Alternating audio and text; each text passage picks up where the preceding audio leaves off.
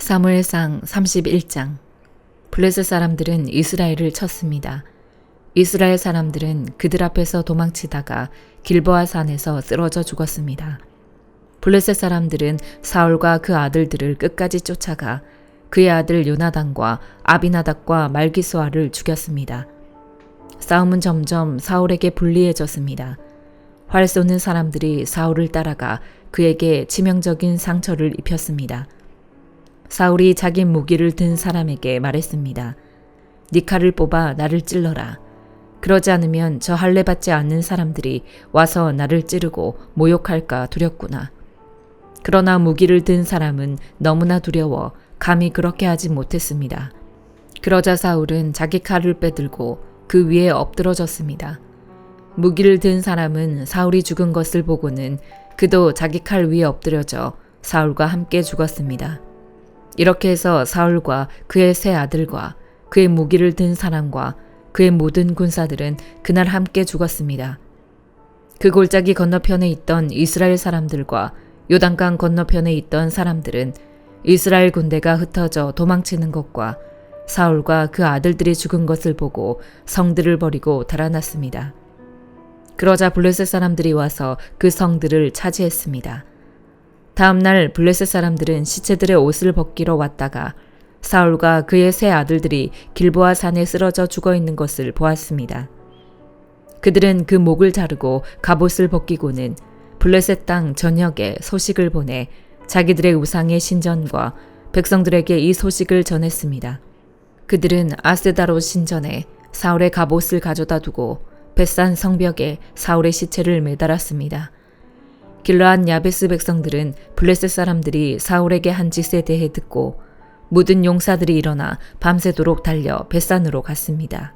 그들은 사울과 그 아들들의 시신을 벳산 성벽에서 내려다가 야베스로 가져와서 불태웠습니다. 그리고 그 뼈를 추려 야베스 에셀 나무 아래 묻고 7일 동안 금식했습니다. 고린도전서 11장. 내가 그리스도를 본받는 것처럼 여러분은 나를 본받는 사람들이 되십시오. 여러분이 나에 대한 모든 것을 기억하고 있고 또 내가 여러분에게 전해준 대로 전통을 굳게 지킴으로 내가 여러분을 칭찬합니다. 이제 나는 여러분이 모든 남자의 머리는 그리스도이시며 여자의 머리는 남자이며 그리스도의 머리는 하나님이시라는 것을 깨닫기 원합니다. 누구든지 남자가 머리에 무엇을 쓰고 기도하거나 예언하는 것은 자기 머리를 부끄럽게 하는 것입니다. 또한 누구든지 여자가 머리에 무엇을 쓰지 않고 기도하거나 예언하는 것은 자기 머리를 부끄럽게 하는 것입니다. 이는 머리를 민 것이나 다름없기 때문입니다. 만일 여자가 머리에 아무것도 쓰지 않으려면 머리를 깎으십시오. 그러나 머리를 깎거나 미는 것이 부끄러운 일이라면 머리를 가리십시오. 남자는 머리에 무엇을 쓰면 안 됩니다. 이는 그가 하나님의 형상이요 영광이기 때문입니다. 그러나 여자는 남자의 영광입니다. 남자가 여자에게서 난 것이 아니라 여자가 남자에게서 났기 때문입니다. 또 남자가 여자를 위해 창조된 것이 아니라 여자가 남자를 위해 창조됐습니다. 그러므로 여자는 천사들 때문에 그 머리 위에 권위의 표를 둬야 합니다. 그러나 주 안에서는 남자 없이 여자가 있을 수 없고 여자 없이 남자가 있을 수 없습니다. 여자가 남자에게서 난 것 같이 남자도 여자의 몸에서 났기 때문입니다. 그러나 모든 것이 하나님께로서 났습니다. 여러분 스스로 판단해 보십시오. 여자가 머리에 쓰지 않고 하나님께 기도하는 것이 마땅한 일이겠습니까? 여러분의 본성 그 자체가 가르쳐 주듯이 남자가 긴 머리를 하는 것은 그에게 부끄러움이 되지만 여자가 긴 머리를 하는 것은 그녀에게 영광이 되지 않습니까? 이것은 긴 머리가 그녀에게 쓰는 것을 대신해 주어진 것이기 때문입니다. 이 문제에 대해 누가 논쟁하고 싶어 할지 모르나 그런 풍습은 우리에게도 하나님의 교회에도 없는 것입니다. 이제 내가 지시하려는 일에 관해 나는 여러분을 칭찬하지 않습니다. 이것은 여러분의 모임이 유익하지 않고 오히려 해롭기 때문입니다. 첫째는 여러분이 교회에 모일 때 여러분 가운데 분쟁이 있다는 말이 들리는데 나는 어느 정도 사실이라고 믿습니다. 여러분 가운데 옳다 인정받는 사람들이 드러나려면 여러분 가운데 분파도 있어야 할 것입니다. 그러므로 여러분이 분열돼 있으니 여러분이 함께 모인다 해도 그것은 주의 만찬을 먹기 위한 것이 아닙니다. 이는 먹을 때 사람마다 제각기 자기 음식을 먼저 먹어서 어떤 이는 배고프고 어떤 이는 술에 취하기 때문입니다. 여러분이 먹고 마실 집이 없습니까? 아니면 여러분이 하나님의 교회를 하찮게 여기고 가난한 사람들에게 창피를 주려는 것입니까? 내가 여러분에게 무슨 말을 해야 하겠습니까? 내가 여러분을 칭찬해야 하겠습니까? 이 일에 대해 나는 여러분을 칭찬할 수 없습니다. 내가 여러분에게 전한 것은 주께 받은 것입니다. 곧 주 예수께서는 잡히시던 밤에 빵을 들어 감사하시고 떼시며 말씀하셨습니다. 이것은 너희를 위해 주는 내 몸이니 이 예를 행해 나를 기념하라. 이와 같이 식사 후에 또한 잔을 들고 말씀하셨습니다.